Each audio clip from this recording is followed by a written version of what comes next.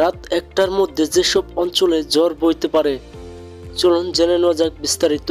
দেশের ৯ অঞ্চলের উপর দিয়ে ৬০ কিলোমিটার বেগে ঝড়ের পূর্বাভাস দিয়েছে আবহাওয়া অধিদপ্তর।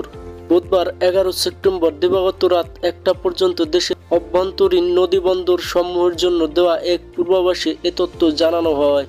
এতে বলা হয়, রংপুর, খুলনা, যশোর, বরিশাল, পটুয়াখালী, নোয়াখালী, কুমিল্লা, চট্টগ্রাম এবং কক্সবাজার অঞ্চল সমূহের উপর দিয়ে দক্ষিণ অথবা দক্ষিণ পূর্ব দিক থেকে ঘন্টায় ৪৫ থেকে ৬০ কিলোমিটার বেগে অস্থায়ীভাবে দমকা হাওয়া অথবা ঝড়ো হাওয়া সহ বৃষ্টি অথবা বজ্রসহ বৃষ্টি হতে পারে।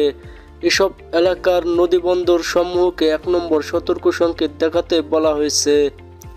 এদিকে বৃহস্পতিবার সন্ধ্যা ৬টা পর্যন্ত আবহাওয়ার পূর্বাভাসে বলা হয়েছে, মৌসুমী বায়ু বাংলাদেশের উপর সক্রিয় এবং উত্তর বঙ্গোপসাগরে মাঝারি থেকে প্রবল অবস্থায় রয়েছে।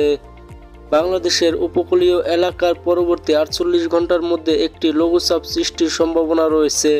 এ অবস্থায় খুলনা, বরিশাল ও চট্টগ্রাম বিভাগের অধিকাংশ জায়গায়, ঢাকা, ময়মনসিংহ ও সিলেট বিভাগের অনেক জায়গায় এবং রংপুর, রাজশাহী বিভাগের কিছু কিছু জায়গায় বজ্রসহ বৃষ্টি হতে পারে। এছাড়া একই সময়ের মধ্যে খুলনা, বরিশাল ও চট্টগ্রাম বিভাগের কোথাও কোথাও মাঝারি ধরনের ভারী থেকে অতি ভারী বর্ষণ হতে পারে।